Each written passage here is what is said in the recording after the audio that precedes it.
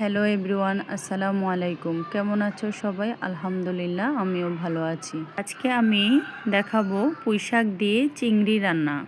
খুব সহজভাবে আজকে রান্নাটা শেয়ার করছি। আশা করি তোমাদের সবার ভালো লাগবে। যারা একদমই নতুন রাঁধুনি, আশা করি তাদের অনেক উপকারে আসবে।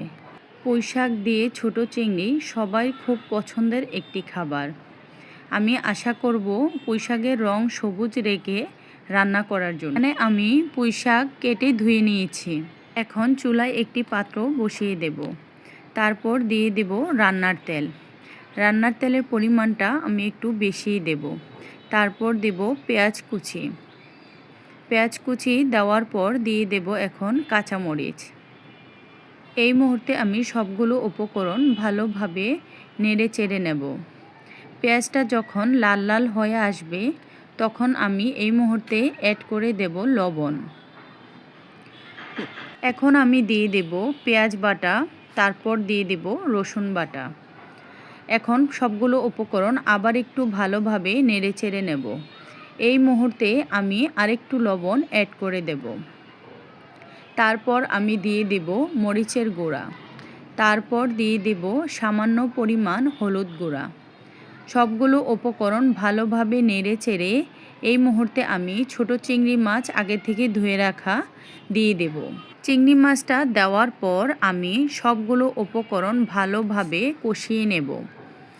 এই মুহূর্তে আমি অ্যাড করে দেব পুঁইশাক। এখানে আমি আগে থেকে পুঁইশাকগুলো ধুয়ে কেটে নিয়েছি। সবগুলো পুঁইশাক আমি একসাথে দেব না। অল্প পরিমাণ দেওয়ার পর আবার একটু নেড়ে চেড়ে দেব। তারপর আবার বাকি পুঁইশাকগুলো দিয়ে দেব। এই মুহূর্তে আমি একটি ঢাকনার সাহায্যে ঢেকে দেব। ঢাকনা দিয়ে ঢেকে রেখে এখন আমি চুলার আঁচটা মিডিয়ামে রাখব।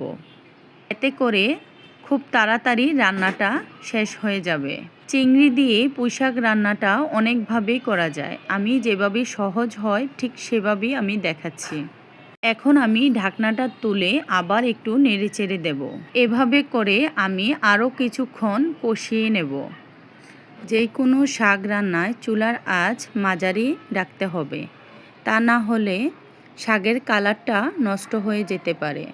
এখন এই মুহূর্তে আমি আবার সবগুলো উপকরণ ভালোভাবে নেড়ে চেড়ে আবার একটু কষিয়ে নেব।